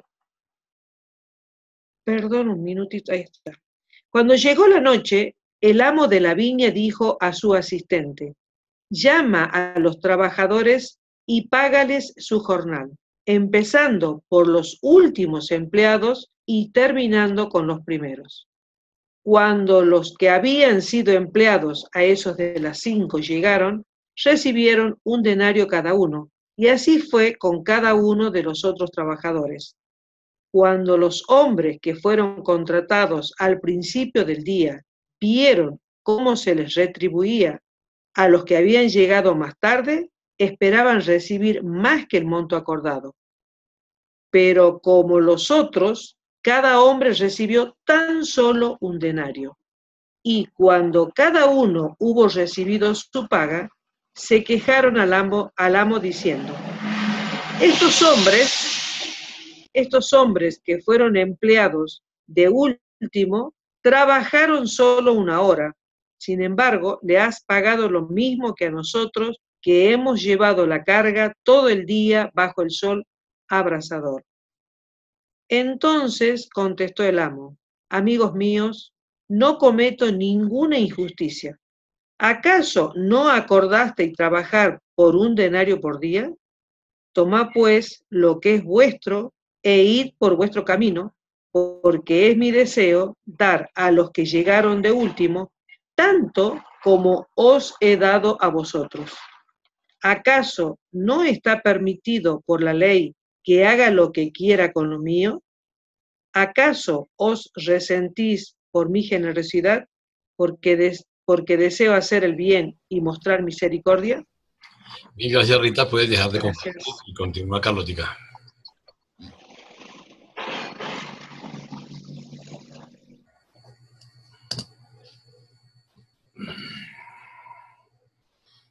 Cuatro. La despedida de los 70. El día que salieron los 70 en su primera misión fue una ocasión emocionante en el campamento de Magadán. Temprano por la mañana, en su última conversación con los 70, Jesús hizo hincapié sobre lo siguiente. Primero, el evangelio del reino debe ser proclamado a todo el mundo, tanto a los gentiles como a los judíos. 2. Al ministrar a los enfermos, no les enseñéis a esperar milagros. 3. Proclamad a una hermandad espiritual de los hijos de Dios, no un reino material de poder mundano y gloria temporal. 4. Procurad no perder el tiempo en excesivas interacciones sociales y otras trivialidades que pueden desmerecer vuestra devoción total a la predicación del Evangelio. 5. Si la primer casa que seleccionéis como centro de operaciones es un hogar digno, morad allí durante toda vuestra estadía en esta ciudad. 6. Aclarad a todos los creyentes fieles que ya ha llegado el momento de una ruptura completa con los líderes religiosos de los judíos de Jerusalén. 7. Enseñad que el deber total del hombre se resume en este solo mandamiento. Amad al Señor tu Dios con toda tu mente y alma, y a tu prójimo como a ti mismo. Esto debían ellos enseñar como deber completo del hombre en lugar de las 613 reglas del vivir expuestas por los fariseos. Cuando Jesús hubo hablado así a los 70 en presencia de todos los apóstoles y discípulos, Simón Pedro se los llevó consigo y les predicó su sermón de ordenación, que era una elaboración del encargo del maestro dado en el momento en que él puso las manos sobre la cabeza de cada uno de ellos y los nombró mensajeros del reino.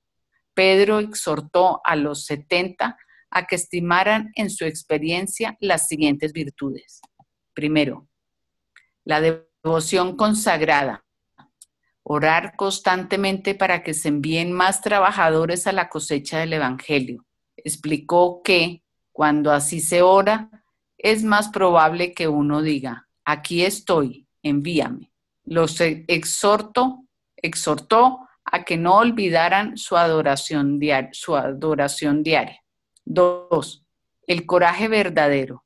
Les advirtió que encontraran hostilidades y con seguridad serían perseguidos, pero les dijo que su misión no era para cobardes y les advirtió que los que tuvieran miedo se separaran antes de empezar. Pero nadie se separó. 3.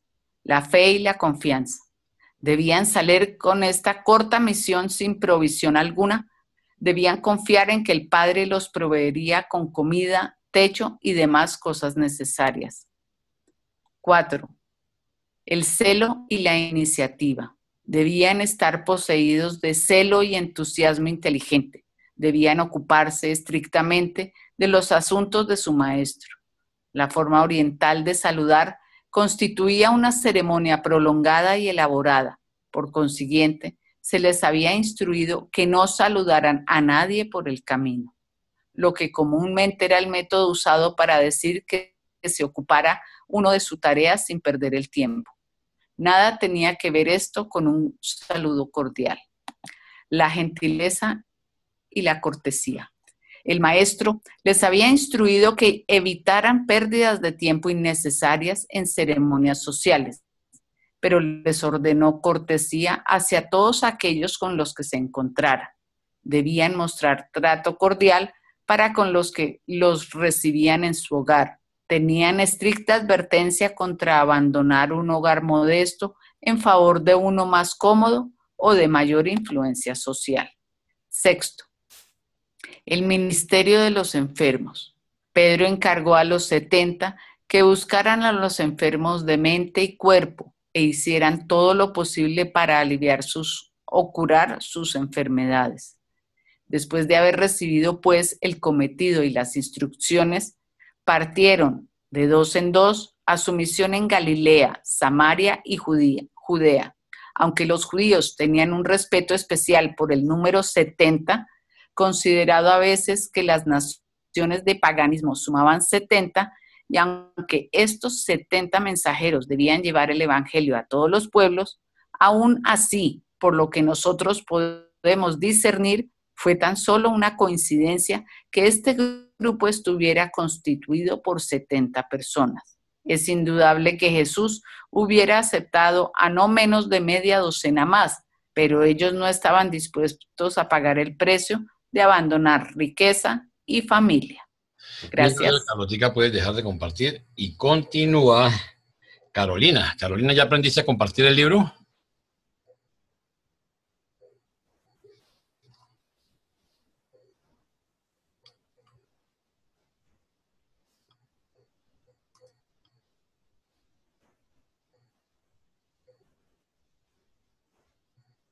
Listo, ¿ya tiene sonido?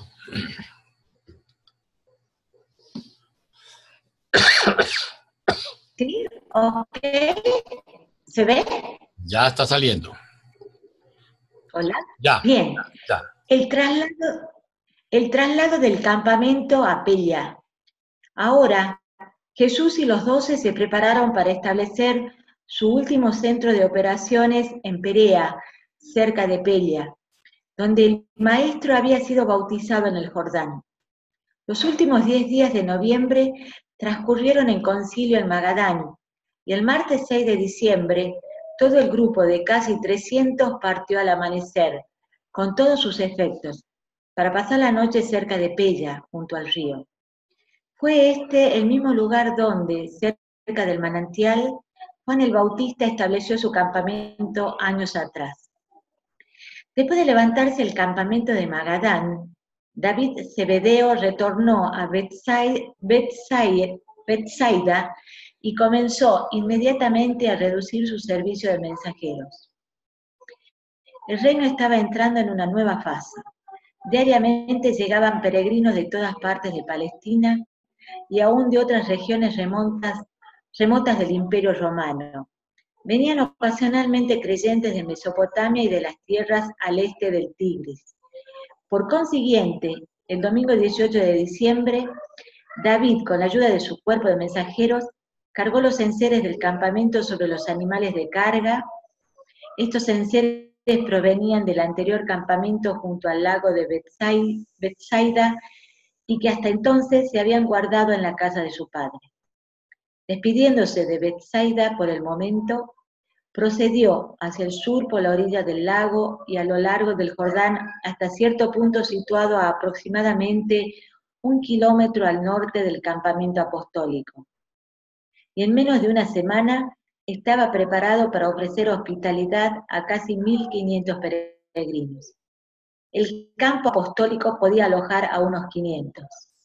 Era esta la temporada de lluvias en Palestina y se necesitaba este refugio para el número de interesados en constante aumento, en su mayoría sinceros, que venían a Perea para ver a Jesús y escuchar sus enseñanzas. David hizo todo esto de su propia iniciativa, a pesar David hizo todo esto de su propia iniciativa, a pesar de que se había asesorado con Felipe y Mateo en Magadán. Colocó la mayor parte de su cuerpo anterior de mensajeros como asistentes para la administración de este campamento. En este momento utilizaba menos de 20 hombres en servicios regulares de mensajeros. Cerca de fines de diciembre y antes del retorno de los 70, casi 800 visitantes estaban reunidos alrededor del maestro y encontraron alojamiento en el campamento de David. Gracias. Bien, gracias, Carolina. Puedes dejar de compartir y continúa Osvaldo.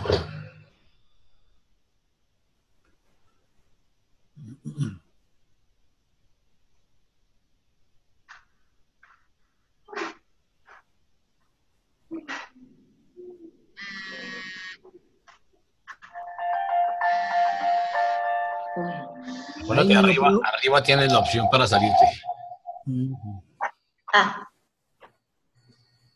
Gracias. Ok. Perdón.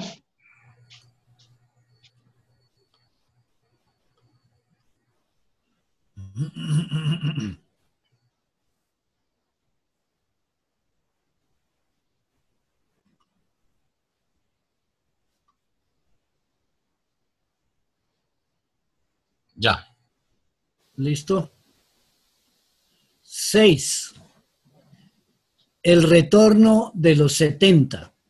El viernes 30 de diciembre, mientras Jesús se había retirado a las colinas cercanas con Pedro, Santiago y Juan, los 70 mensajeros iban llegando al centro de operaciones de Pella en parejas, acompañados por numerosos creyentes. A eso de las 5 de la tarde, estaban los 70 reunidos en el sitio dedicado a la enseñanza cuando Jesús retornó al campamento.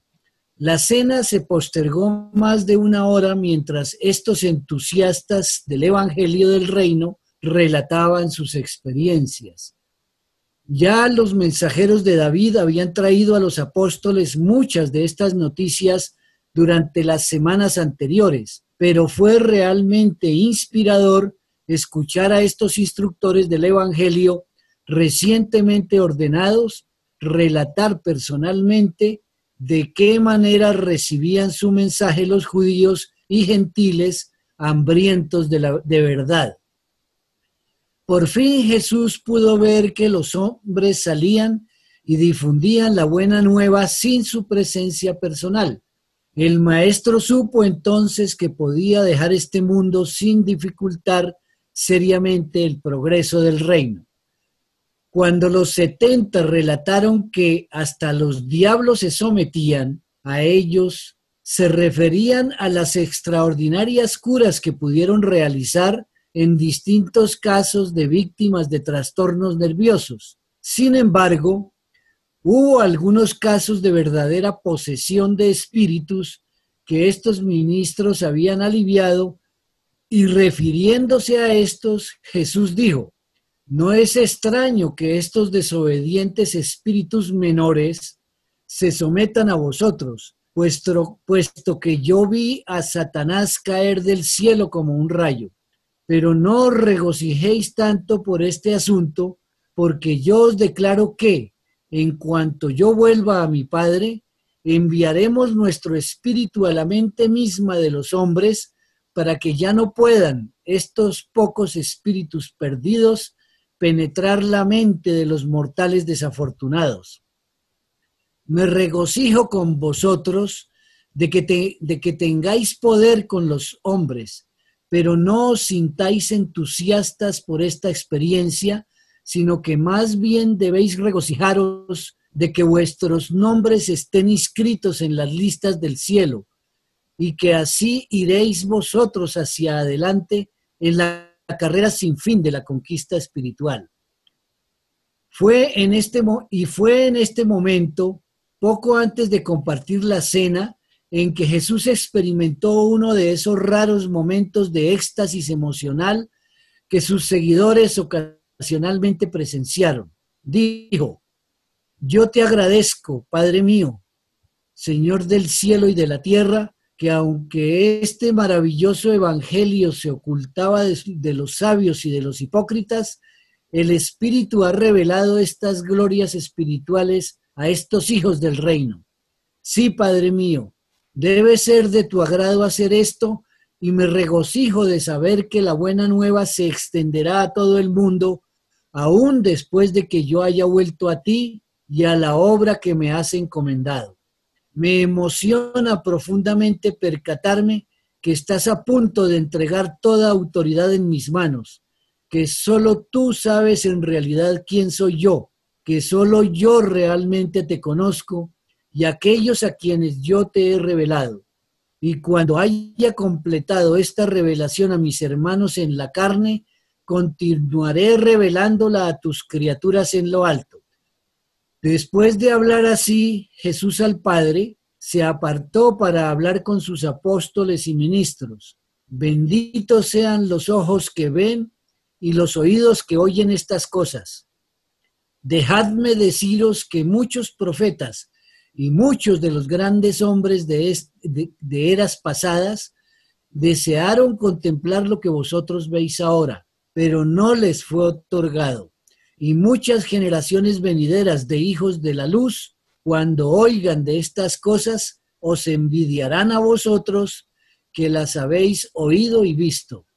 Luego, hablando a todos los discípulos, dijo: ¿habéis oído cuántas ciudades y aldeas han recibido la buena nueva del reino, y de qué manera fueron recibidos mis ministros e instructores, tanto por los judíos como por los gentiles? De veras son benditas estas comunidades que han elegido creer el evangelio del reino. Pero ay de los habitantes de Corazín, Betsaida, Julias y Cafarnaún, que rechazan la luz. Ay de las ciudades que no recibieron bien a estos mensajeros. Yo declaro que si las obras poderosas hechas en estos lugares hubieran sido hechas en Tiro y Sidón, el pueblo de estas ciudades así llamadas paganas se habrían arrepentido inmediatamente y vestiría túnica de penitente. Será, por cierto, más tolerable para Tiro y Sidón que en el día del juicio. Siendo el día siguiente sábado, Jesús se apartó con los 70 y les dijo: en verdad me regocijé con vosotros cuando volvisteis trayendo buenas noticias de la recepción del Evangelio del Reino por parte de tanta gente en toda Galilea, Samaria y Judea. Pero ¿por qué estabais vosotros tan sorprendentemente exaltados? ¿Acaso no anticipabais que vuestro mensaje sería poderoso en su manifestación? ¿Es que salisteis con tan poca fe en este evangelio que cuando regresasteis os sorprendió su eficacia? Ahora bien, aunque no quisiera ahogar vuestro espíritu de regocijo, deseo advertiros severamente contra las insidias del orgullo espiritual.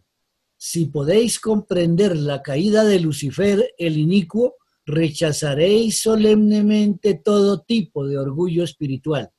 Habéis ingresado en esta gran tarea de enseñar al hombre mortal que Él es Hijo de Dios. Os he mostrado el camino. Salid y haced vuestro deber y no os canséis de hacer el bien. A vosotros y a todos los que sigan vuestras huellas a través de las edades, dejadme deciros: yo siempre estoy cerca y mi llamado es y por siempre será: acudid a mí, todos vosotros que laboráis y lleváis la pesada carga, y yo os daré descanso. Someteos a mi yugo y aprended de mí, porque soy fiel y leal. Encontraréis descanso espiritual para vuestra alma. Comprobaron la verdad de las palabras del Maestro cuando pusieron a prueba sus promesas, y desde ese día incontables millares también han probado y comprobado la veracidad de estas promesas. Muchas gracias. Gracias, mi estimado Osvaldo. Puedes dejar de compartir y continúa, Hugo.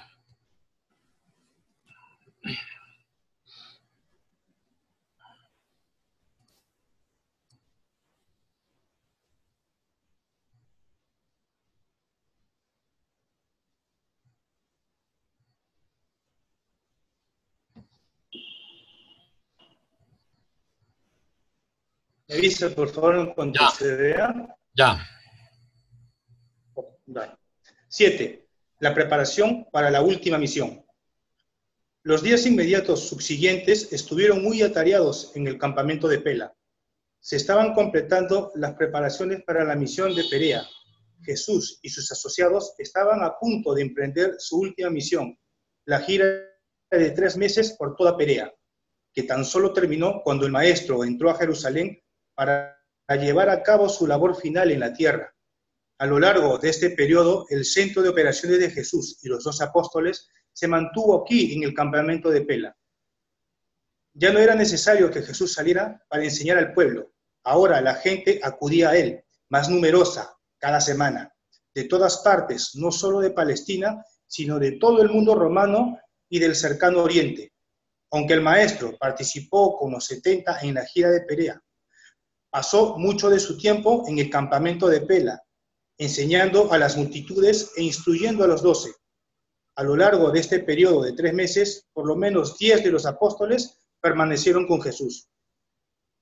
El cuerpo de mujeres también se preparó para salir de 2 en 2, con los 70, para laborar en las ciudades más grandes de Perea. Este grupo original de 12 mujeres recientemente había entrenado a un cuerpo mayor de 50 mujeres en la tarea de visitar hogares y en el arte de ministrar a los enfermos y a los afligidos. Perpetua, la esposa de Simón Pedro, se unió a esta nueva división del cuerpo de mujeres y le fue confiado el liderazgo del trabajo de las mujeres, bajo la dirección de Abner.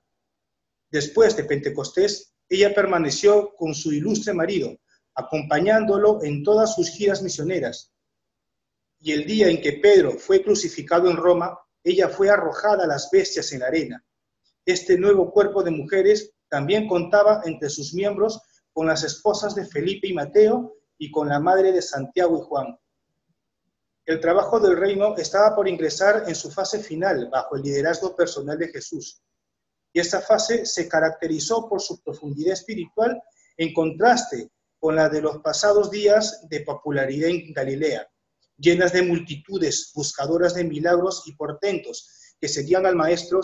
Sin embargo, aún había entre sus seguidores gran número de personas que se preocupaban de los bienes materiales, que no llegaron a captar la verdad de que en el reino del cielo es la hermandad espiritual del hombre fundada en el hecho eterno de la paternidad universal de Dios.